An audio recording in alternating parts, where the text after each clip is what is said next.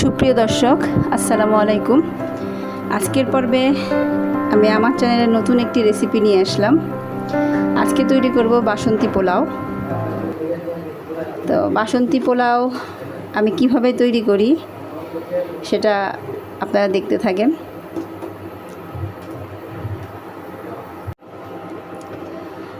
এ পর্যায়ে আমাদের পাত্রটা গরম হয়ে গেছে।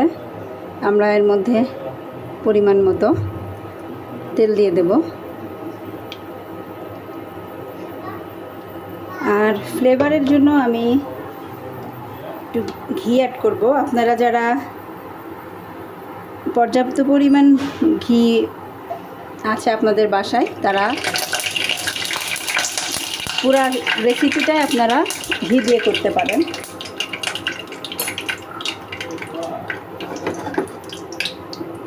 এখন দিয়ে দেব আমি 2টো লবঙ্গ, 2টো এলাচ, 2টো দারুচিনি দিয়ে নাড়াচাড়া করে নেব।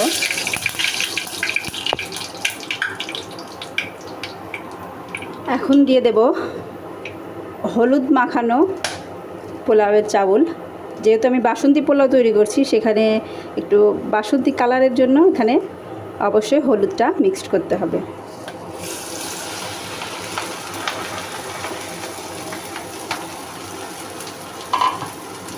এখন এটা আমি ভালো করে ভেজে নেব।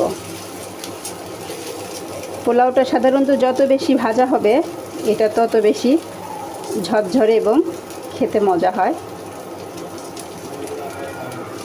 আমি একটু ভেজে নিই।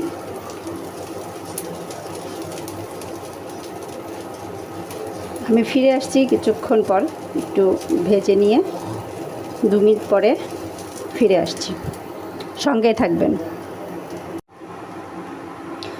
ভিউয়ার্স, মোটামুটি আমার চাউলটা হালকা ভাজা হয়ে গেছে। এই পর্যায়ে আমি একটু আমার প্রয়োজন অনুযায়ী আমি চিনি দিয়ে দিলাম। বাসন্তী পোলাওয়ে হালকা চিনি দিলে একটা মিষ্টি মিষ্টি ভাব আসে। বাসন্তী পোলাওটা তখনই এটার পরিপূর্ণ একটা স্বাদ আসে। তো আমি এখন চিনিটা আর চাউলটা ভালো করে মিশিয়ে নেব। অনেকে চাইলে যে সময়টাতে আপনারা চাউলটা ধুয়ে পানি ঝরিয়ে নেন, তারপরে হলুদ এবং চিনি একই সঙ্গে মিশিয়ে রেখে দিতে পারেন। তো আমি আমার সময় স্বল্পতার কারণে আমি আর আগে থেকে দিই নাই, এখন দিয়ে দিলাম। তো এটা মোটামুটি মিশে যাক, এরপরে ফিরে আসছি।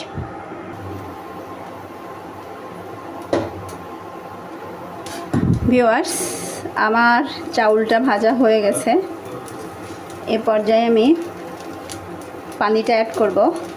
আপনারা যারা পোলাও রান্না করতে গিয়ে বা বিরিয়ানি রান্না করতে গিয়ে খুবই টেনশন করেন, আপনাদের পোলাওটা ঝরঝরে হয় না, কতটুকু পানি দিব চিন্তা করেন, তাদের একটা সিম্পল একটা সূত্র আছে পোলাওয়ের ক্ষেত্রে। তো সেটা হচ্ছে, যতটুকু চাউল তার ডবল পরিমাণ পানি নেবেন। অবশ্যই সেটা কুসুম কুসুম গরম পানিটা নিলে ভালো হবে। তো আমি এই পর্যায়ে পানিটা অ্যাড করে নিচ্ছি।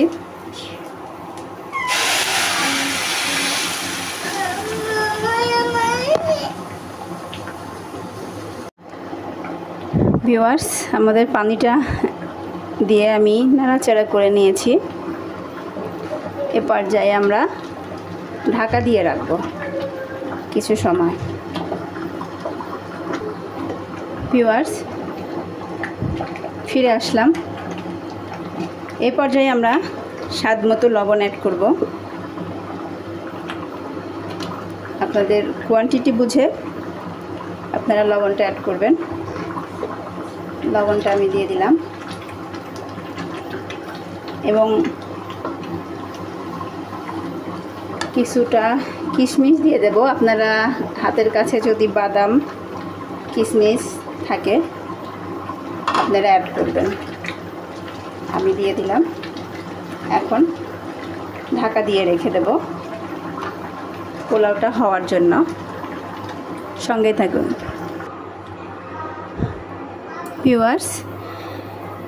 এই পর্যায়ে দেখে নেব আমার পোলাওটার কোন অবস্থাতে আছে। একটু নাড়াচাড়া করে নেব। ওয়াও,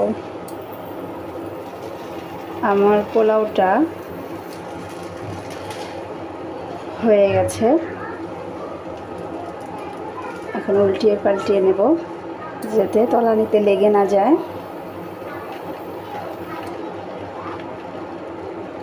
আমার পোলাওটা সিদ্ধ হয়ে গেছে, অলমোস্ট ডান। এখন কিছু সময় আমি দমে রাখবো যাতে আর একটু ঝরঝরে হয়। ফিরে আসব কিছুক্ষণ পরে। ভিউয়ার্স, আমার পোলাওটা বেশ কিছুক্ষণ দমে দেওয়ার পরে এমন লুক আসছে। দেখেই বুঝতে পারছেন আমার পোলাওটা কতটা ঝরঝরে এবং সুন্দর হয়েছে। আপনারাও যদি আমি যেভাবে রান্না করেছি এভাবে সকল নিয়ম মেনে রান্না করেন, অবশ্যই আপনাদের এটাও অনেক বেশি ঝরঝরে হবে। ফিরে আসছি ডেকোরেশনের পর। ভিউয়ার্স, আমার পোলাওটা সার্ভ করার পরে এই পর্যায়ে আছে। আপনারা এই পোলাওটা চিকেন, ভেজিটেবল অথবা অন্য কোনো রেসিপির সঙ্গে ট্রাই করতে পারবেন। আপনারা ট্রাই করে আমাকে জানাবেন। আমি আজকে চিকেন ভেজিটেবল দিয়ে আমার বাচ্চাদের আমি এই বাসন্তী পোলাওটা দিব। আল্লাহ হাফেজ।